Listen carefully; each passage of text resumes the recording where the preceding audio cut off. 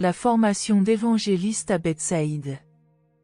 Du 3 mai au 3 octobre de l'an 28, Jésus et le groupe apostolique résidèrent chez Zébédée à Bethsaïde. Durant ces 5 mois de la saison sèche, un vaste camp fut entretenu au bord de la mer de Galilée, près de la maison de Zébédée, laquelle avait été considérablement agrandie pour loger la famille croissante de Jésus. Ce camp du bord de la mer fut occupé par une population constamment renouvelée de chercheurs de vérité, de candidats à la guérison et de fervents curieux, comptant de 500 à 1500 personnes. David Zébédée, assisté des jumeaux Alphée, assurait la supervision générale de cette ville de toile. Ce campement était un modèle d'ordre, d'hygiène et de bonne administration générale. Les malades de différentes catégories étaient séparés, et surveillés par un médecin croyant, un Syrien nommé Helman. Durant toute cette période, les apôtres allèrent à la pêche au moins un jour par semaine, ils vendaient leurs poissons à David pour la consommation du camp du bord de mer. Les fonds ainsi récoltés étaient remis au trésorier du groupe. Les 12 avaient la permission de passer une semaine par mois dans leur famille ou chez leurs amis. André continuait à assumer la responsabilité générale des activités apostoliques, tandis que Pierre avait la charge complète de l'école des évangélistes. Le matin, les apôtres s'occupaient tous d'éduquer des groupes d'évangélistes. L'après-midi, maîtres et élèves enseignaient le peuple. Après le repas du soir, et 5 jours par semaine, les apôtres dirigeaient des classes réservées aux questions, à l'intention des évangélistes. Une fois par semaine, Jésus présidait ces séances d'interrogation et répondait aux questions restées en suspens lors des sessions précédentes. En 5 mois, plusieurs milliers de personnes passèrent par ce camp. On y voyait souvent des intéressés venant de toutes les parties de l'Empire romain et des pays à l'est de l'Euphrate. Ce fut la plus longue période stable et bien organisée de l'enseignement du Maître. La proche famille de Jésus passa la majeure partie de ce temps soit à Nazareth, soit à Cana.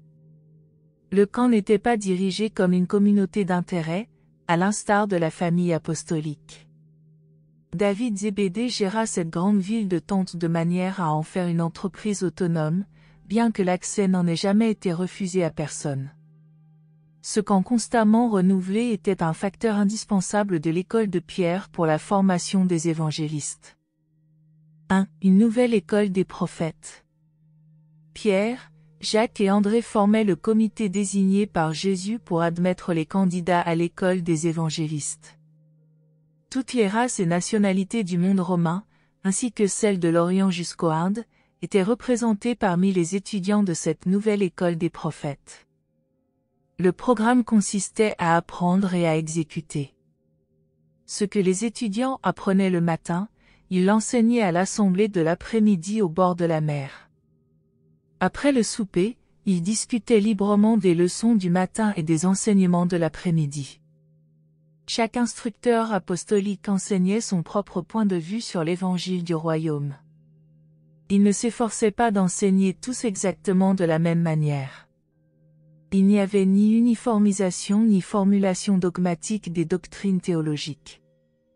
Ils enseignaient tous la même vérité, mais chaque apôtre présentait sa propre interprétation personnelle de l'enseignement du Maître. Et Jésus approuvait cette présentation des expériences personnelles diverses dans les choses du royaume.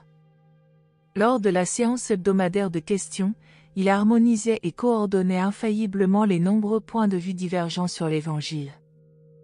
Malgré ce grand degré de liberté personnelle en matière d'enseignement, Simon-Pierre tendait à dominer la théologie de l'école des évangélistes.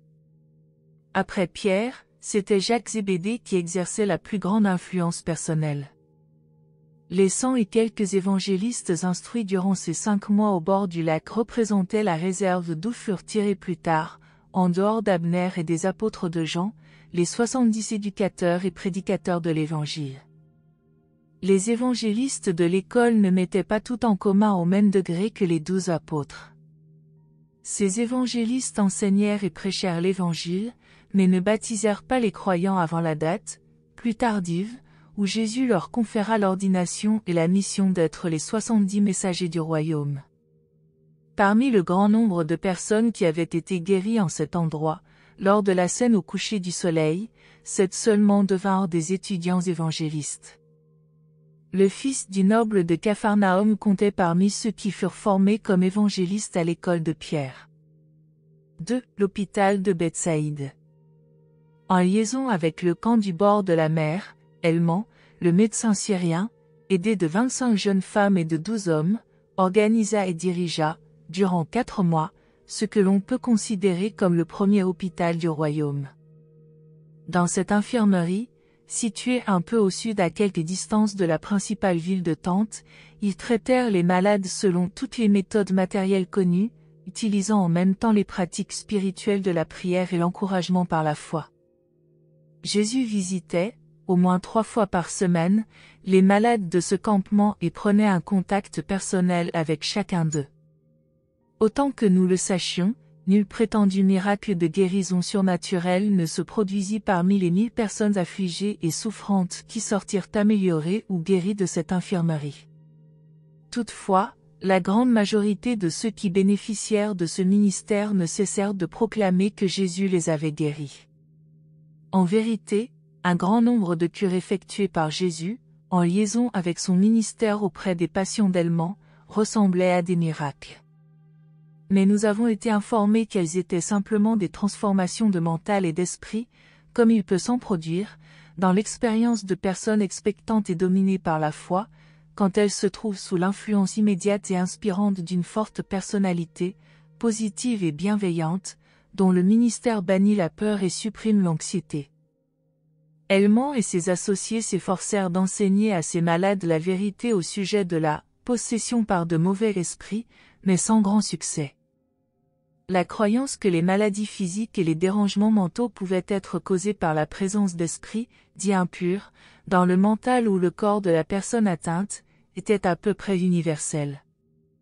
Dans tous ses contacts avec les malades et les affligés, quand on en venait à la technique du traitement ou à la révélation des causes inconnues de la maladie, Jésus tenait compte des instructions que son frère paradisiaque Emmanuel lui avait données avant qu'il ne s'engageât dans l'aventure de son incarnation sur Urantia. Malgré cela, ceux qui soignèrent les patients apprirent bien des leçons utiles en observant la manière dont Jésus inspirait la foi et la confiance aux malades et aux souffrants.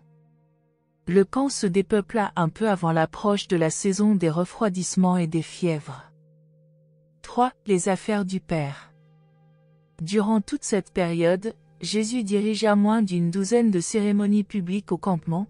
Il ne prit la parole qu'une seule fois dans la synagogue de Capharnaüm, le jour du second sabbat avant son départ avec les évangélistes nouvellement formés pour la 2e tournée de prédication publique en Galilée. Jamais, depuis son baptême, le Maître n'avait passé, dans la solitude, autant de temps que durant cette période de formation des évangélistes au camp de Bethsaïde. Toutes les fois qu'un apôtre s'aventurait à demander à Jésus pourquoi il les quittait si souvent, Jésus répondait invariablement qu'il s'occupait des « affaires du Père ». Durant ses absences, Jésus n'était accompagné que par 2 apôtres. Il avait libéré temporairement Pierre, Jacques et Jean de leur affectation comme compagnons personnels pour leur permettre de participer à la formation des nouveaux candidats évangélistes, dont le nombre dépassait la centaine. Quand le Maître désirait aller dans les collines pour s'occuper des affaires du Père, il se faisait accompagner par 2 quelconques des apôtres se trouvant libres.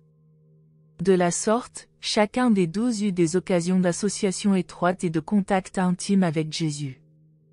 Bien que cela ne nous ait pas été révélé en vue du présent exposé, nous avons été amenés à conclure que, durant beaucoup de ces périodes de solitude dans les collines, le Maître était en liaison directe et exécutive avec un grand nombre des principaux administrateurs des affaires de son univers.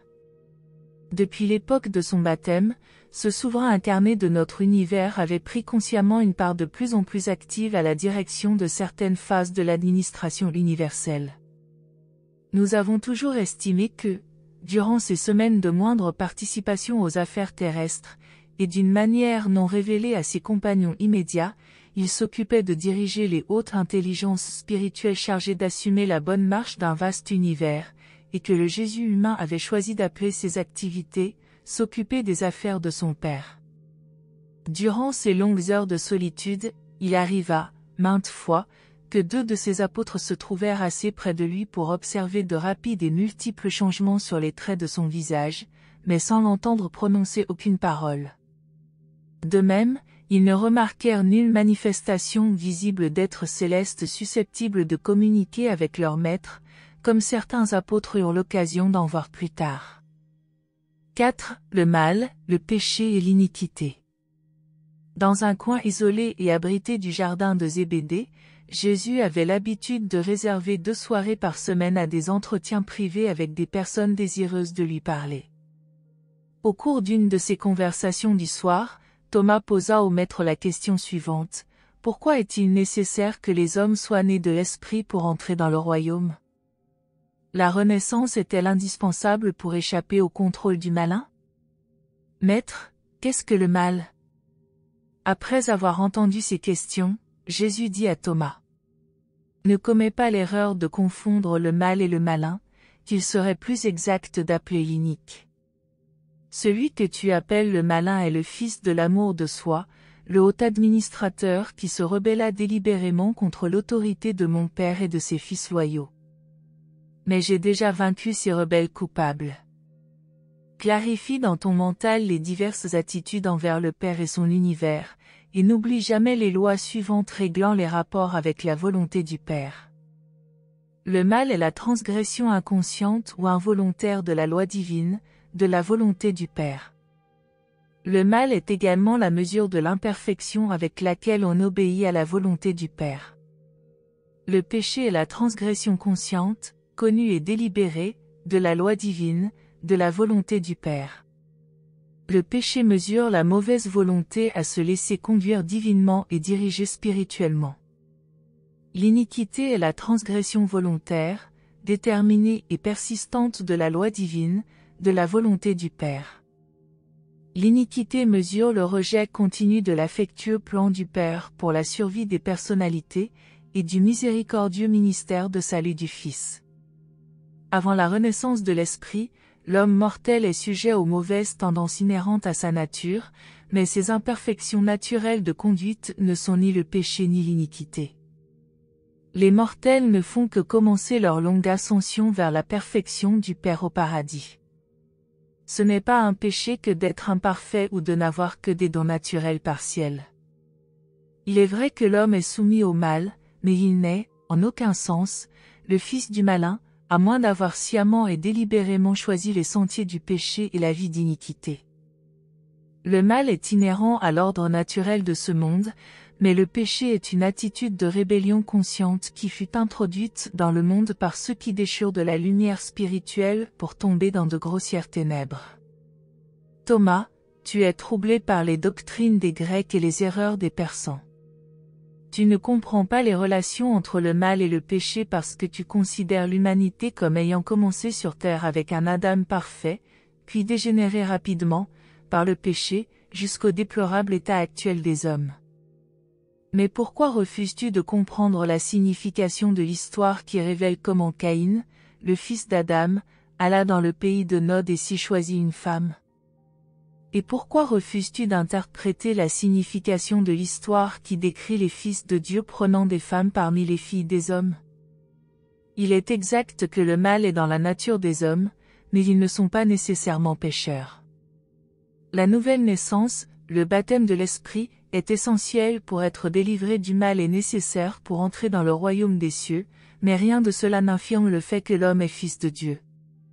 La présence inhérente du mal potentiel ne signifie pas non plus que, d'une manière mystérieuse, l'homme soit séparé du Père qui est aux cieux, de sorte qu'ils doivent, en tant qu'étrangers ou enfants d'un autre mariage, chercher de quelque manière à se faire adopter légalement par le Père. Toutes ces notions sont nées, en premier lieu, de votre mauvaise compréhension du Père, en second lieu, de votre ignorance sur l'origine, la nature et la destinée des hommes. Les Grecs et d'autres vous ont enseigné que l'homme descend continuellement de la perfection divine vers l'oubli ou la destruction. Je suis venu pour montrer que l'homme, en entrant dans le royaume, s'élève d'une façon sûre et certaine vers Dieu et la perfection divine. Tout être qui, d'une manière quelconque, ne satisfait pas aux idéaux divins et spirituels de la volonté du Père, est potentiellement mauvais, mais en aucun sens pécheur, et encore bien moins inique.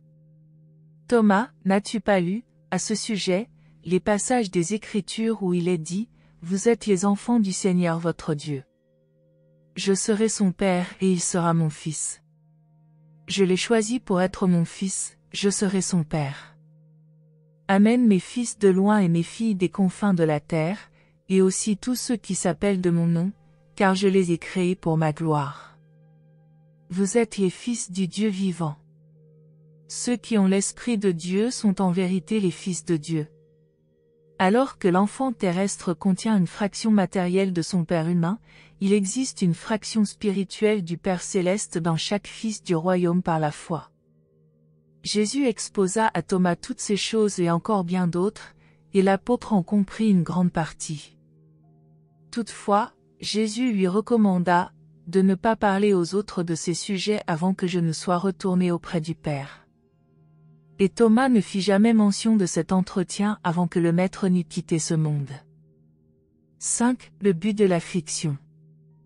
Au cours d'un autre entretien privé dans le jardin, Nathanaël demanda à Jésus, « Maître, bien que je commence à saisir pourquoi tu refuses de guérir sans discrimination, j'ai encore de la peine à comprendre pourquoi le Père qui est aux cieux, qui nous aime, permet qu'un si grand nombre de ses enfants terrestres souffrent de tant d'afflictions. » Le Maître répondit à Nathanaël en disant, « Nathanaël, toi et beaucoup d'autres, êtes ainsi perplexes parce que vous ne comprenez pas que l'ordre naturel de ce monde a été si souvent désorganisé par les aventures pécheresses de certains prêtres rebelles à la volonté du Père.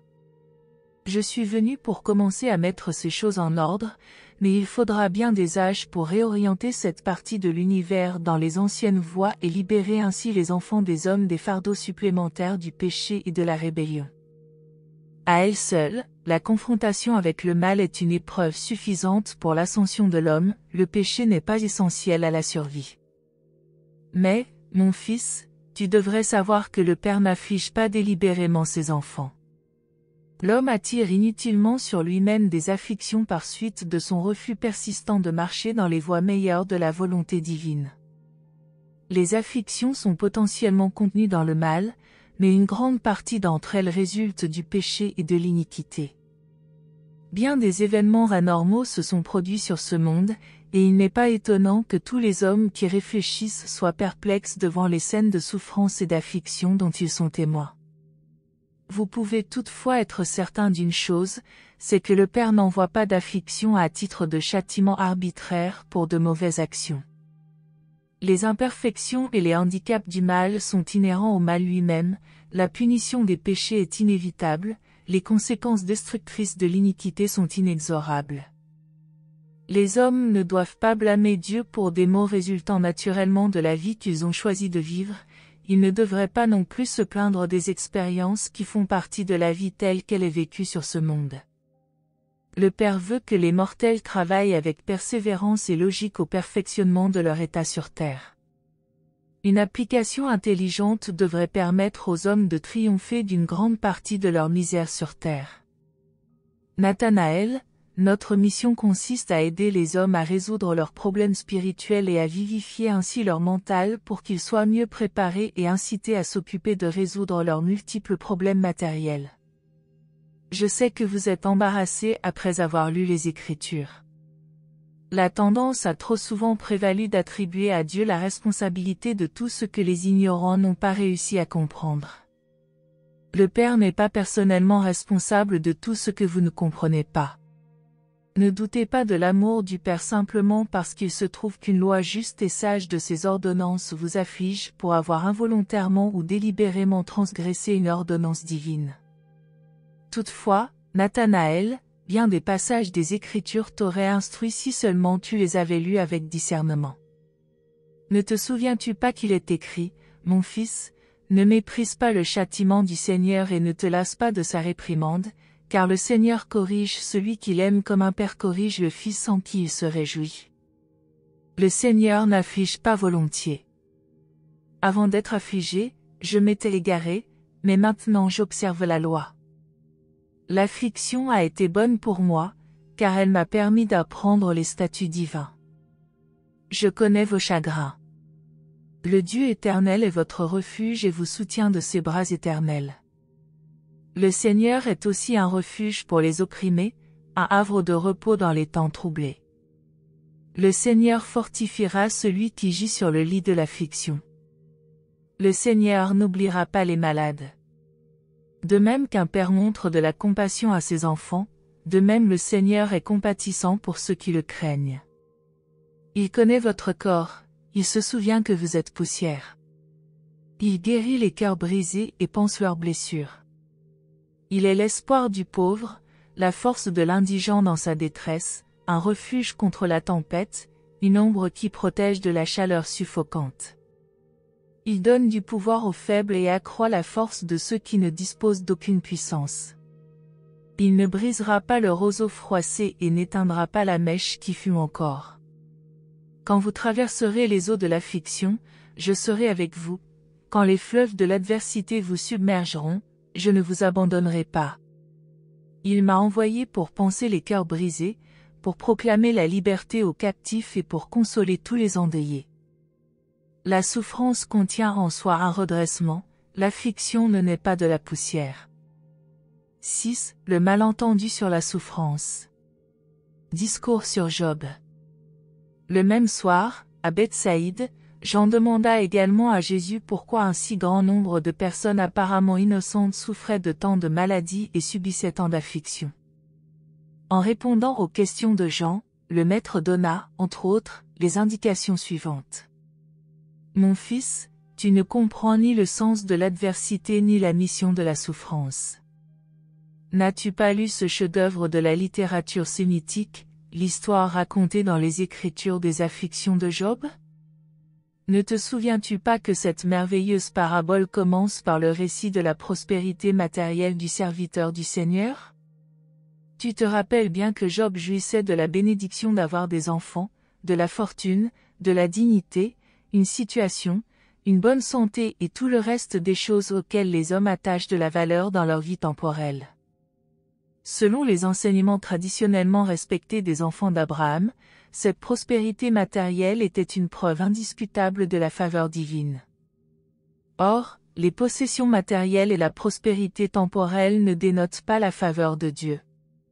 Mon Père qui est aux cieux aime les pauvres tout autant que les riches, il ne fait pas exception de personne. Bien que la transgression de la loi divine soit suivie tôt ou tard par la moisson du châtiment, et alors que les hommes doivent certainement récolter en fin de compte ce qu'ils ont semé, tu devrais savoir que les souffrances humaines ne représentent pas toujours une punition pour des péchés antérieurs. Ni Job ni ses amis ne trouvèrent la vraie réponse à leur perplexité. Avec les lumières que tu as l'avantage de posséder maintenant, tu n'aurais guère l'idée d'attribuer à Dieu ou à Satan les rôles qu'il joue dans cette parabole extraordinaire. Job ne trouva pas, par la souffrance, la solution de ses soucis intellectuels ou de ses difficultés philosophiques, mais il gagna de grandes victoires. Même devant l'effondrement de ses défenses théologiques, il s'éleva aux hauteurs spirituelles où il put dire sincèrement « Je m'abhorre moi-même ». Alors lui fut accordé le salut d'une vision de Dieu. Donc, même par des souffrances incomprises, Job s'éleva au niveau surhumain de compréhension morale et de clairvoyance spirituelle. Quand le serviteur souffrant obtient une vision de Dieu, il s'ensuit une paix qui surpasse toute compréhension humaine. Le premier ami de Job, Éliphaz, exhorta le malheureux à montrer, dans ses afflictions, la même force d'âme qu'il recommandait autour de lui à l'époque de sa prospérité. Ce faux consolateur dit, « Aie confiance en ta religion, Job. Souviens-toi que ce sont les méchants et non les justes qui souffrent. Tu dois mériter cette punition, car autrement tu ne serais pas affligé. Tu sais bien que nul homme ne peut être juste aux yeux de Dieu. Tu sais que les méchants ne prospèrent jamais réellement. Quoi qu'il en soit, l'homme paraît prédestiné à avoir des misères, et peut-être que le Seigneur te châtie seulement pour ton propre bien.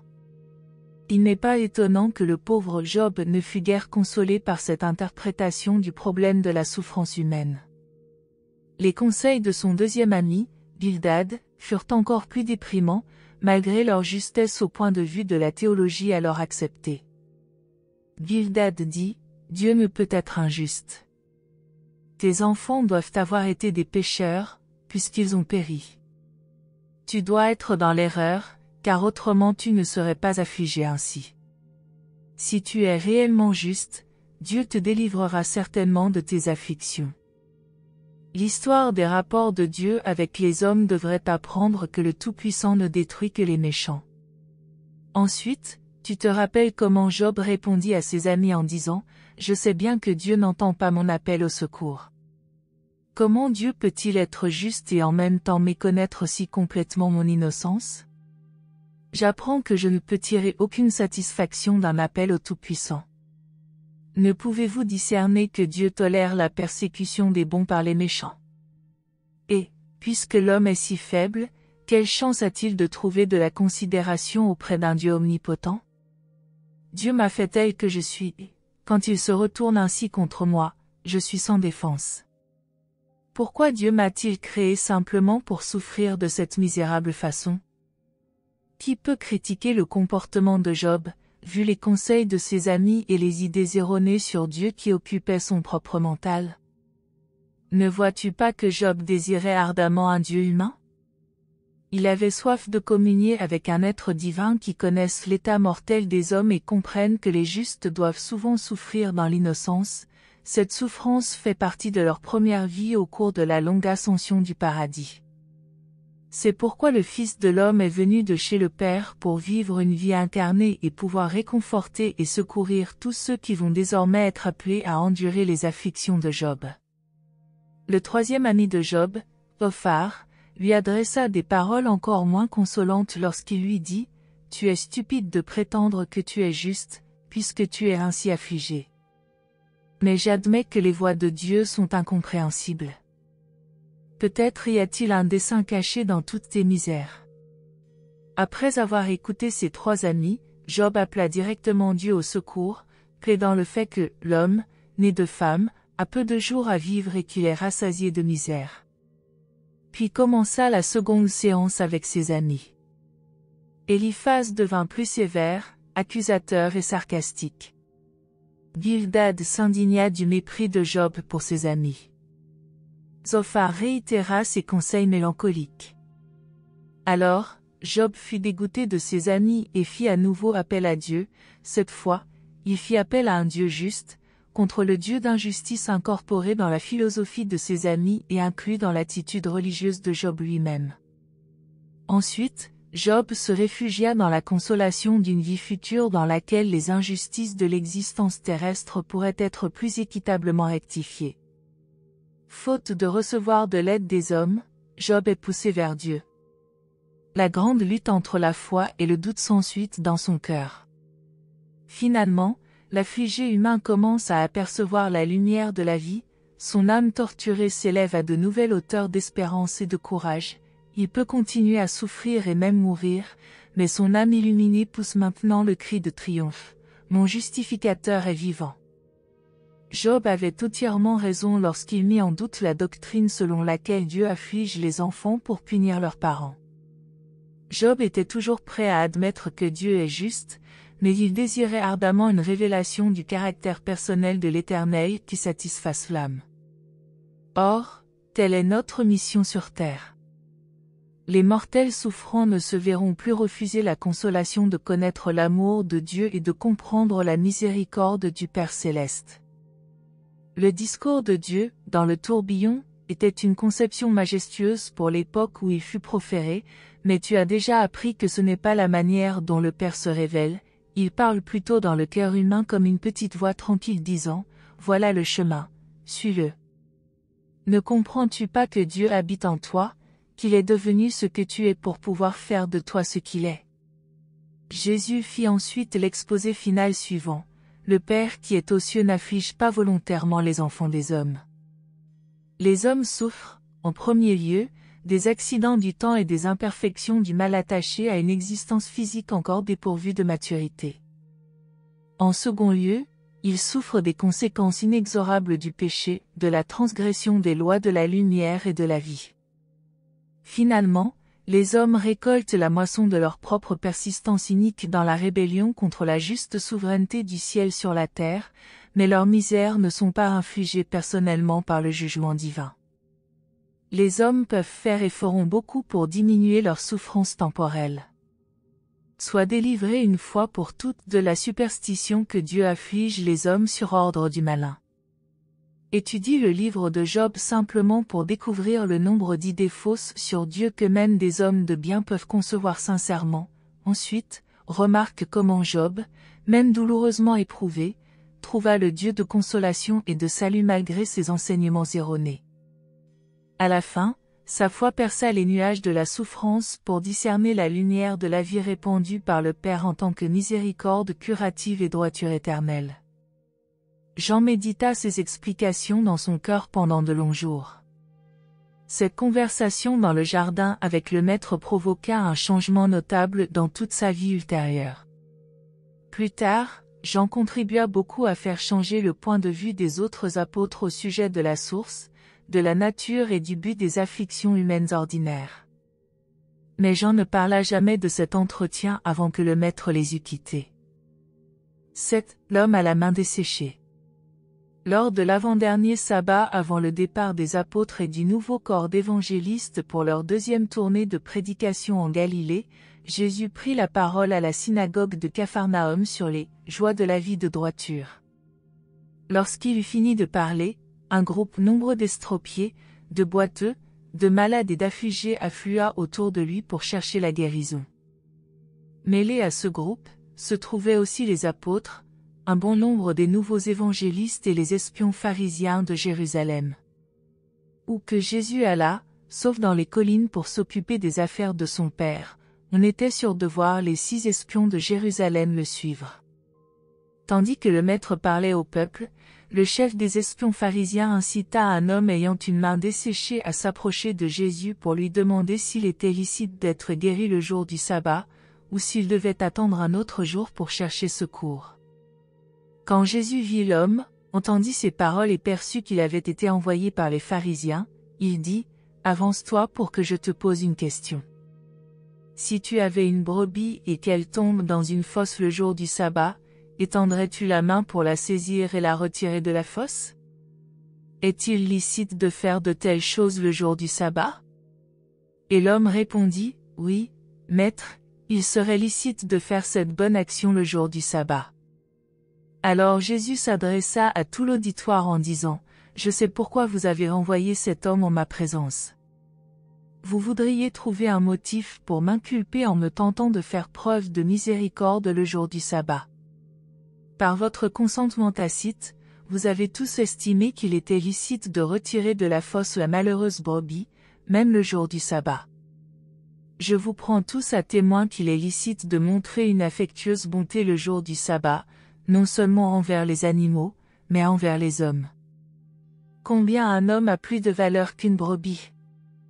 Je proclame qu'il est légal de faire du bien aux hommes le jour du sabbat. » Puis, tandis que l'assemblée se tenait devant lui en silence, Jésus se tourna vers l'homme à la main desséchée et lui dit, « Tiens-toi debout à côté de moi pour que tout le monde puisse te voir. Et, maintenant, afin que tu saches que c'est la volonté de mon Père que l'on fasse du bien le jour du sabbat, et si tu as la foi pour être guéri, je te demande d'étendre ta main. » Pendant que l'homme étendait sa main desséchée, elle fut rendue saine. Les spectateurs eurent envie de se retourner contre les pharisiens, mais Jésus les pria de rester calmes et dit, « Je viens de vous dire qu'il est permis de faire du bien le jour du sabbat, de sauver une vie, mais je ne vous ai pas commandé de faire du mal et de céder au désir de tuer. » Les pharisiens s'en allèrent irrités, bien que ce fût le jour du sabbat, ils se rendirent en hâte à Tibériade pour prendre conseil d'Hérode. Ils firent tout ce qui était en leur pouvoir pour éveiller ses préventions afin de s'assurer l'alliance des Hérodiens contre Jésus, mais Hérode refusa de prendre des mesures contre Jésus et leur conseilla de porter leur doléance à Jérusalem.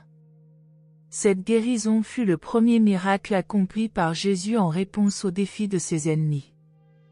Le Maître accomplit ce que l'on appelle miracle non pour démontrer son pouvoir de guérison, mais pour protester efficacement contre la loi transformant le repos religieux du sabbat en un véritable esclavage de restrictions vides de sens pour toute l'humanité. L'homme guéri reprit son travail de maçon et se révéla comme l'un de ceux dont la guérison fut suivie d'une vie d'action de grâce et de droiture. Puis, la dernière semaine à Bethsaïde. Durant la dernière semaine du séjour à Bethsaïde, les espions de Jérusalem furent très partagés sur l'attitude à prendre envers Jésus et ses enseignements. 3 de ces pharisiens étaient prodigieusement impressionnés par ce qu'ils avaient vu et entendu. Entre-temps, Jérusalem, un jeune membre influent du Sanhédrin, nommé Abraham, adopta publiquement les enseignements de Jésus et fut baptisé dans la piscine de Siloé par Abner. Tout Jérusalem fut en émoi à propos de cet événement et des messagers furent immédiatement envoyés à Bethsaïde pour rappeler les 6 espions pharisiens. Le philosophe grec qui avait été gagné au royaume lors de la précédente tournée en Galilée revint avec certains riches juifs d'Alexandrie, qui invitèrent une fois de plus Jésus à se rendre dans leur ville pour y établir une école mixte de philosophie et de religion, ainsi qu'une infirmerie pour les malades, mais Jésus déclina courtoisement leur invitation. Vers ce moment, arriva au campement de Bethsaïde un prophète extatique nommé Kirmet, venant de Bagdad. Ce prétendu prophète avait des visions spéciales quand il était en transe, et faisait des rêves fantastiques quand il était troublé dans son sommeil. Il créa une perturbation considérable au camp. Simon Zéloté était d'avis de traiter plutôt rudement le simulateur, qui se trompait lui-même, mais Jésus intervint pour lui laisser toute liberté d'action pendant quelques jours. Tous ceux qui l'entendirent prêcher reconnurent bientôt que, jugé selon les critères de l'évangile du royaume, son enseignement n'était pas valide. Kirmet ne tarda pas à repartir pour Bagdad en emmenant avec lui qu'une demi-douzaine d'âmes instables et erratiques. Toutefois, avant que Jésus n'eût intercédé en faveur du prophète de Bagdad, David Zébédée, assisté d'un comité qui s'était formé spontanément, avait emmené Kirmet sur le lac, après l'avoir plongé, à plusieurs reprises dans l'eau. On lui avait conseillé de s'en aller au plus vite, d'organiser et de construire son propre camp. Le même jour, une Phénicienne nommée Beth Marion devint si fanatique qu'elle perdit la tête et fut renvoyée par ses amis après avoir manqué de se noyer en essayant de marcher sur l'eau. Abraham le pharisien, le nouveau converti de Jérusalem, donna tous ses biens terrestres au trésor apostolique. Cet apport contribua beaucoup à rendre possible l'envoi immédiat en mission des 100 évangélistes nouvellement instruits. André avait déjà annoncé la fermeture du camp, et chacun se prépara soit à rentrer dans ses foyers, soit à suivre les évangélistes en Galilée. 9. La guérison du paralytique. Le vendredi après-midi 1er octobre, Jésus tenait sa dernière réunion avec les apôtres, les évangélistes et les autres chefs du campement en cours de démantèlement. Les 6 pharisiens de Jérusalem étaient assis au premier rang de cette assemblée dans la spacieuse salle agrandie, sur la façade de la maison de Zébédée. Un des plus étranges et des plus extraordinaires épisodes de la vie terrestre de Jésus eut alors lieu. Le Maître, à ce moment-là, était en train de parler debout dans la vaste pièce qui avait été construite pour abriter ses réunions durant la saison des pluies. La maison était entièrement entourée par une grande affluence de gens qui tendaient l'oreille pour saisir quelques bribes du discours de Jésus.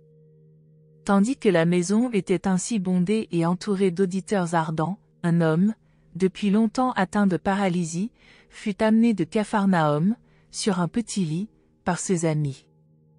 Ce paralytique avait entendu dire que Jésus était sur le point de quitter Bethsaïde. Après en avoir parlé avec Aaron, le maçon tout récemment guéri, il résolut de se faire porter devant Jésus pour y chercher la guérison. Ses amis essayèrent de pénétrer dans la maison de Zébédée par la porte de devant et par la porte de derrière, mais la foule était trop compacte. Le paralytique refusa néanmoins d'accepter la défaite. Il demanda à ses amis de se procurer des échelles grasses auxquelles ils montèrent sur le toit de la salle où Jésus parlait. Après avoir détaché des tuiles, ils firent audacieusement descendre le paralytique par des cordes, jusqu'à ce que son lit reposât sur le sol immédiatement devant le maître. Lorsque Jésus vit ce qu'ils avaient fait, il s'arrêta de parler, tandis que l'assistance s'émerveillait de la persévérance du malade et de ses amis. Le paralytique dit, « Maître, je ne voudrais pas troubler ta leçon, mais je suis résolu à devenir bien portant. Je ne ressemble pas à ceux qui reçurent la guérison et oublièrent aussitôt ton enseignement. Je voudrais être guéri pour servir dans le royaume des cieux. » Bien que l'infirmité de cet homme ait été causée par les dérèglements de sa propre vie, Jésus, voyant sa foi, dit au paralytique, « Fils, ne crains point, tes péchés sont pardonnés, ta foi te sauvera. » Quand les pharisiens de Jérusalem, ainsi que d'autres scribes et légistes assis avec eux, entendirent cette déclaration de Jésus, ils commencèrent à se dire, « Comment cet homme ose-t-il parler ainsi? Ne comprend-il pas qu'il blasphème? Qui peut pardonner les péchés, sinon Dieu? » Percevant dans son esprit qu'ils raisonnaient ainsi dans leur propre mental et entre eux, Jésus s'adressa à eux en disant, « Pourquoi raisonnez-vous ainsi dans votre cœur? Qui êtes-vous pour me juger? Quelle différence y a-t-il si je dis à ce paralytique, « Tes péchés sont pardonnés » ou si je lui dis, « Lève-toi, prends ton lit et marche » Mais, afin que vous, qui assistez à tout ceci, sachiez définitivement que le Fils de l'homme a autorité et pouvoir sur terre pour pardonner les péchés, je dis à cet infirme, lève-toi, prends ton lit et rentre chez toi. Lorsque Jésus eut ainsi parlé, le paralytique se leva, l'assistance lui fit un passage et il sortit devant tout le monde. Ceux qui virent ces choses furent stupéfaits. Pierre congédia l'assemblée, tandis que nombre de spectateurs priaient et glorifiaient Dieu en confessant que jamais auparavant ils n'avaient vu des événements aussi étonnants. C'est à peu près à ce moment que les messagers du Sanhédrin arrivèrent pour demander aux 6 espions de rentrer à Jérusalem. Lorsqu'ils reçurent ce message, ils eurent une sérieuse discussion entre eux. Après en avoir terminé, le chef et 2 de ses associés retournèrent avec les messagers à Jérusalem, tandis que les 3 autres espions pharisiens confessèrent leur foi en Jésus, allèrent immédiatement au lac, furent baptisés par Pierre et furent admis par les apôtres dans la communauté en tant qu'enfants du royaume. Merci de nous avoir rejoints aujourd'hui, et je vous retrouve bientôt pour une nouvelle exploration passionnante.